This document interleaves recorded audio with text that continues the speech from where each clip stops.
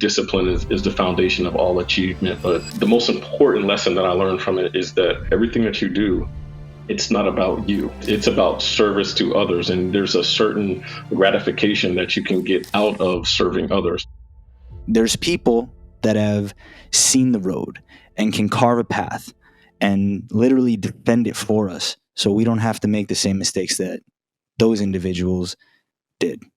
I'm grateful today to be accompanied by an individual who has quite literally put his life on the line and served his country, our country, my country, and always thinking about putting other people first and how other people can define their outcomes. A technology executive, an Army veteran, a friend, and an author. Please welcome Mr. Derrick Pledger. How are you today, sir? I'm doing fantastic. It's the holidays, so getting some downtime. Thanks for having me. And just looking forward to a rich conversation, Jonathan. Let's introduce the audience to you so they can get a feel for who you are. And I want to start by asking you, what mission are you on? Yeah, so who am I? How much time you got, Jonathan? No. I live my life at the intersection of fitness, family, self-development. Obviously, I'm in that space. I just wrote a book on it, and then service. You already touched on that. But when you essentially peel back the onion, I'm really just a scrappy, hardworking kid from Harrisburg, Pennsylvania, and I have a passion for really two main things. One is keeping our nation safe against our adversaries, which wish to do us harm. You know all about that because of your service too. And secondly, something that you already touched on is trying to help as many people as I can reach their goals and objectives. So, whether that be wealth or family or business or just life in general. So, I come from a single parent household. My mother oftentimes worked 3 jobs. So having like a hard charging, crazy work ethic is just something that's in my DNA. And what I've learned over, I'd say a very diverse career in the Army. You mentioned that. I spent some time in FBI too. Being an executive, a chief information officer in corporate America, is that there's really some common behaviors that you can follow in life. And if you stick to them, you can achieve success according to your own definition. So what really led me to write this book is I feel like I have a mandate to help folks reach that next level, whatever that means to them. And I think levels are all about outcomes, right? Being busy does not get you what you desire, right? An outcome is is the real metric that you can use to say, have I really achieved something that I set out to do? So this book is really about what are the things, the repeatable patterns, what are the habits, what are the methodologies that you can use that are not secrets. It's all out there. It's just all over the place. So I tried to take it from a bunch of different areas, my own experiences from a lot of other smart folks that have brains that are much bigger than mine, but put it into something that was a quick read, consumable, so to help people try to get to those things that they desire to be important to them. So hopefully we can get into what your favorite recipe was, and we can go into the title. Jonathan, people always ask me about the title. It's really some people call it weird, some people call it catchy, so I'm sure we'll get into why I named it that also. Your service to this country in not one but 2 capacities in the Army and the FBI. I mean, obviously, thank you for your service, but could you share a bit more about some of the insights that you garnered from your experience in the military relative to your time in the FBI? Yeah, so I think from a foundational perspective, I was one of those guys that needed the Army. I was an athlete as a kid, pretty decent athlete. So did have a bit of entitlement. So I needed to be sort of knocked down a couple rungs. So after going to undergrad at Virginia Tech, a couple friends and I, we moved to Washington, D.C. We were doing some of the same crap that we were doing in school, even though we had jobs and, we were in the real world per se.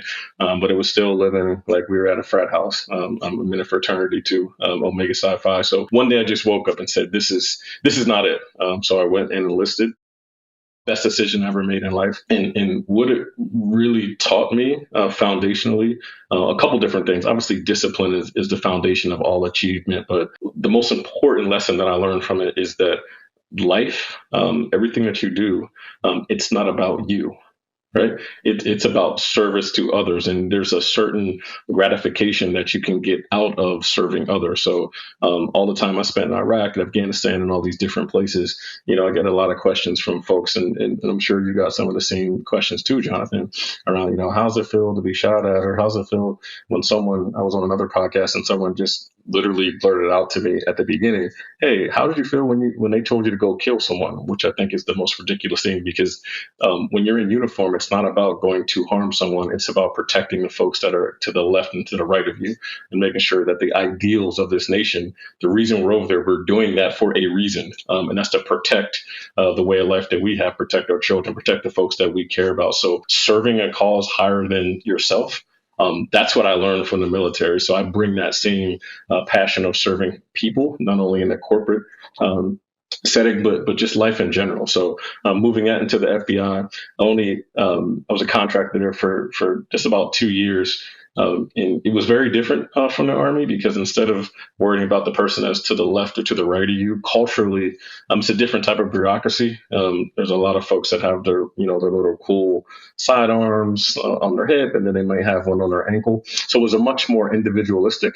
And for me, for a guy that was running around in Iraq and Afghanistan a couple different times, being in the Horn of Africa, I didn't feel like that culture was for me. So I joined a company called SCIC. It's the same company. We just have a different name now. It's called Leidos. And I went back to Iraq as a contractor to keep supporting the warfighter. So for me, service is like the nexus of everything that I do, everything that I do in life, and really being a part of that camaraderie, serving a higher cause, is something that is just baked into how I view the world. I'd love to know, in all the different lessons that you crafted out in the book, from authenticity to etiquette, discipline, do hard things, what was the motivation for the book? A couple different things. One, I decided that I wanted to, no kidding, just be better, right? I achieved some pretty cool things in life, and all of that is in the book, and people can read through those things. But by the time I was 40, I had written another book with 50 Cent. I think we discussed that before, Jonathan. I had a export business with a friend of mine, and made millions of dollars of revenue selling equipment in Africa and a bunch of other things like that. Made it to CIO by 40, which is all great. But for me, I felt like I'm not done. It's not enough. I haven't arrived anywhere yet, because once you get there, you get complacent. So I wanted to write something personally that my daughter, who's a competitive tennis player, my kids in karate, and there's people within my sphere that I wanted to basically give them a catalyst, give myself one, but also light a fire for them to actually get to the things that they actually want to achieve, and not just write down goals, not just dream about it, but actually be decisive and go do something. So what I did was I journaled for 2 years, every single day, just writing down different things. I'd listen to podcasts, I'd read books. I was reading a ton of different books at the time, listening to apps like Blinkist, which will distill a book down to like 15 minutes, stuff like that. So I did that for 2 years.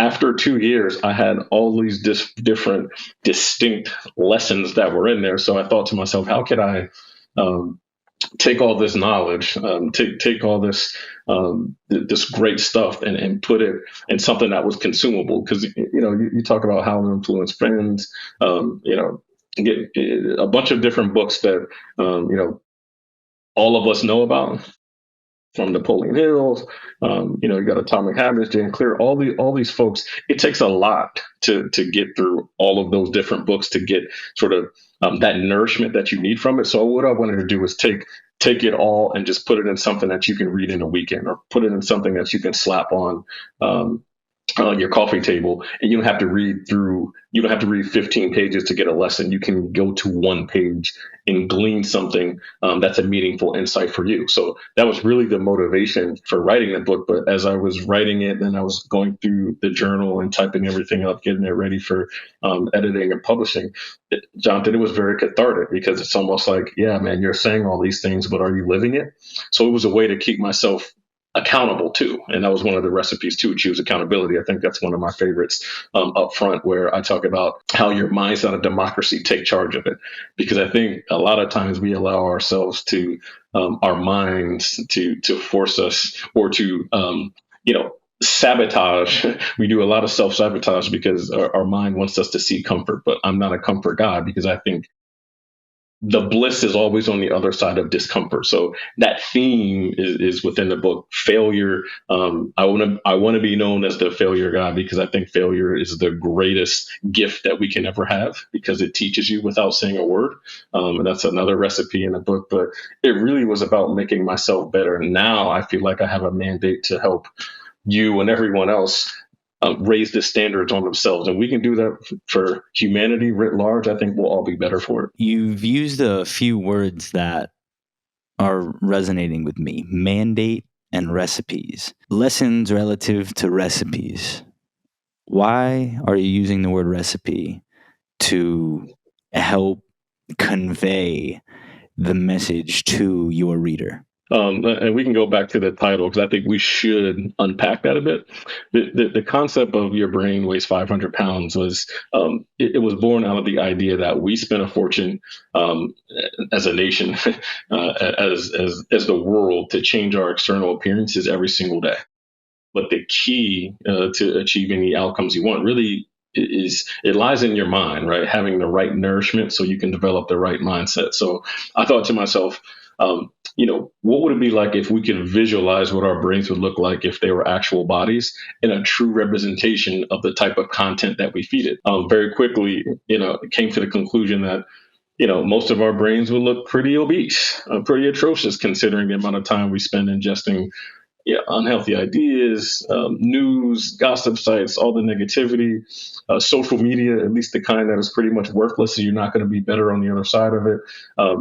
Misinformation, and really just all of the self sort of aggrandizing BS. So, what I set out to do was to put the world on a new brain diet through this book, so I can really provide some good mental nutrition, as I like to call it, to help folks reach their goals. So the book is packed with 100 lessons. I call them recipes because they're really focused on helping you be better and to actually do something, like change your perceptions about failure, become more disciplined, and following, get you to follow behaviors that are not self-sabotaging anyway. So when I think of a recipe, I think it's something that you take a look at, you follow, and then it's something on the other side of it, it's going to be tasty or something desirable. So I wanted to have that same construct for a person, for mindset, to make sure that once you get done reading this book, you are better and you have a pathway, or at least something that you can follow. And it may not be all 100 recipes that are there, but there will be some content that will force you to look in the mirror and think, hey, the goals that I've set, I'm not really obsessed with them. There's things that I need to change. So it's really about putting a mirror up to all of us and say, if I really am serious about getting to a particular set of outcomes, these are the type of behaviors that I need to follow. And a recipe encapsulates sort of behaviors, methodologies, and things we can follow to be better. So that's how it was born. The way that you segment the lifestyle into different areas, I think, is so important, because I feel like people look at things like just all overlapping and all over the place, instead of taking a second to identify and compartmentalize the different areas of your life, so you can start to segment your goals accordingly. And I'll be releasing content similar, my own frameworks that I've used that I didn't realize were frameworks until I stepped back and was like, hey, what systems do I have in place in my life that I can help move the needle? How do we not self-sabotage in those moments where we fall short of our audacious goals? No, so it's a fantastic question, but I'm going to turn it upside down a little bit, because on another lesson from the book, right? Inversion, right? Exactly. I learned that from Charlie Munger. Whatever goal set that you have, even a micro win, like say out of you have. We have one goal that we're trying to get to. There's 10 different things that you're going to try to reach said goal, or 10 different processes, techniques that you want to reach that goal. More often than not, 8 of them will probably fail. There's only 2 that's going to actually get you be able to push you over that line to get to where you want to go. So the really key for me is the relationship that you have with those 8 things that you're going to fail at. That's really the crux of the matter, and changing the relationship with failure is really the key to not sort of sabotaging your progress. So let me just tell you a quick story, and then I'll sort of bring it all the way home. When I was in college, I had this idea that I wanted to be sort of this famous Hollywood director. That dream crashed and burned very quickly. I knew early on that I wasn't cut out for it. But out of that failure came some pretty cool opportunities. So I wrote a bunch of different screenplays at that time. And since it was like, hey, you're not going to be a director, what can you do with all this work that you put in? So I converted a couple of those screenplays that I had written into a couple different novels, and happened to get a book deal on 50 Cent's book imprint through MTV Books, G Unit Books at the time. This was 15 years ago. Simon and Schuster, one of the largest publishing houses, but it was a pretty cool thing. We co-wrote this novel with 50 Cent. Obviously, the genre was hip hop literature at the time. It was like a big deal in the mid 2000s. It was really entertaining. It was kind of a story that a kid was he was trying to figure out, does he want to be bad or good? He's a college kid, but then he was in a circle of friends that were doing some bad things. Long story short, in order for me to get that book deal, I had emailed or tried to contact probably 80 different literary agents. They slammed the door in my face every single time. But there was one that didn't, and it was a guy named Mark Gerald, who's 50 Cent's agent. And he was very gracious. I was in the Army at the time, by the way. He sent me, an email back and said, look, man, I represent some of the biggest names in industry, 50 Cent, LL Cool J, Eminem, a bunch of folks that the audience will all know about. So I'm sorry, but you're just not to the level that I need to be to represent you. But maybe some years later, if you do some things, you put some stuff out, then maybe I'll take a shot on you. So I immediately sent him an email back, Jonathan. I said, listen, you're in California, wherever you are, probably sipping a latte. I'm in the desert fighting for the freedoms that you enjoy. The least you can do is give it a read. 10 minutes after I sent that email, he said, you know what? You're right. I'll let you know by next Monday. I think that was like a Wednesday. By the next Wednesday, he said, you know what? I love this story. 50 Cent's coming out with a novella line, and we're going to give you a book deal. So he gave me a book deal that next week. And that was born out of failure. So I learned a couple different things there. Words matter. Because you can use words in a way that can influence folks to take an action. But what it helped me learn through that process is that our relationship with failure is pretty toxic, because we spend every single day attempting to avoid it. But what that does as a byproduct is make you ill prepared to confront adversity. So when I go back to hey, there was 10 things that you need to do to reach that goal, 8 of those you're going to fail at. If you're afraid of that adversity and you shy away from it, then you're going to lose.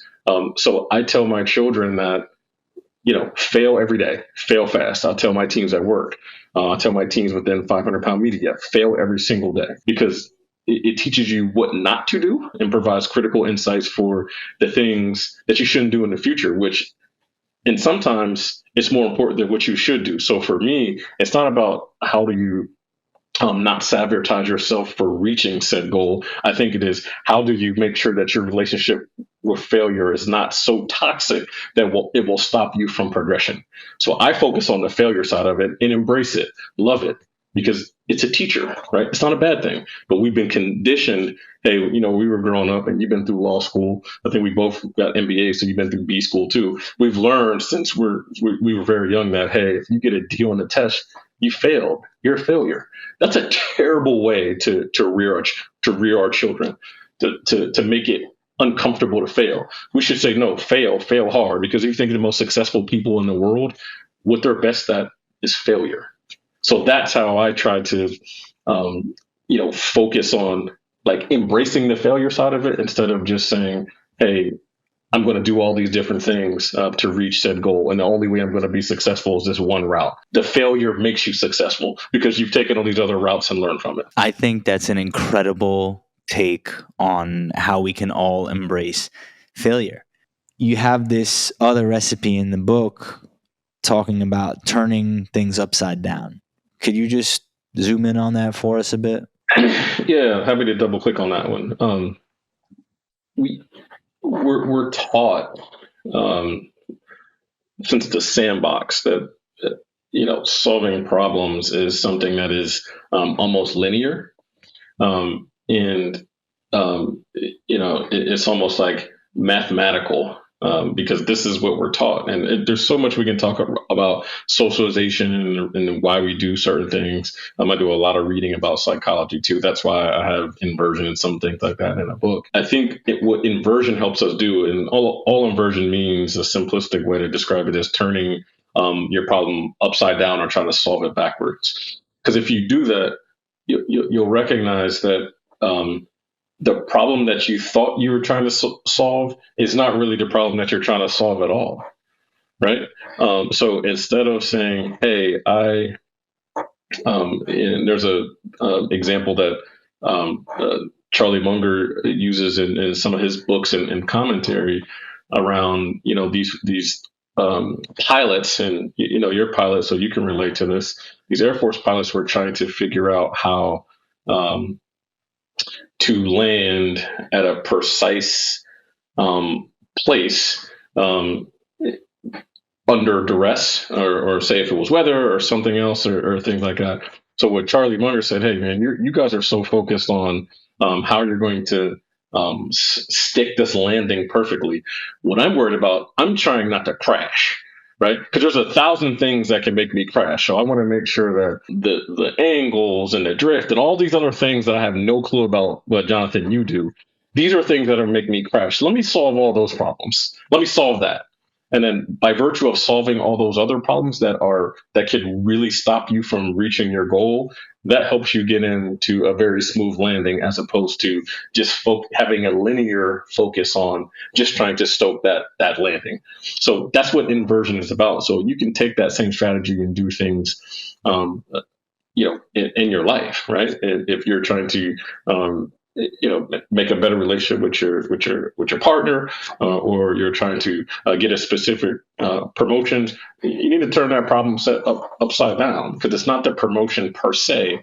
There's all the things that you need to do around there to make sure that you're the best candidate. How do you build discriminators such that when they think about who's that person that's going to be best fit for the role, there's a bunch of things around that you can do. So solving that problem upside down and getting better at all the problems that may be in a periphery will set you up to be successful. And that's really what inversion is all about. Derrick, I've had a great time here today. I really did learn a lot, and this has been really insightful. I'm excited to see all the content that comes from it. I know people are going to enjoy this and want to know where they can find the book. But before I point them in that direction, I'm going to pose a question to you that I ask of all my guests. If the future version of yourself from 10 years from now were to fly in and offer you some advice, assuming he's in that ideal spot, what do you think he would say to you in order to get there? Probably stay focused and drink your own champagne. And what I mean by that is there's a lot of things that I talk about within this book. There's a lot of things that we talked about today. Very rich conversation that we had, Jonathan, but we all fall short. I'm human.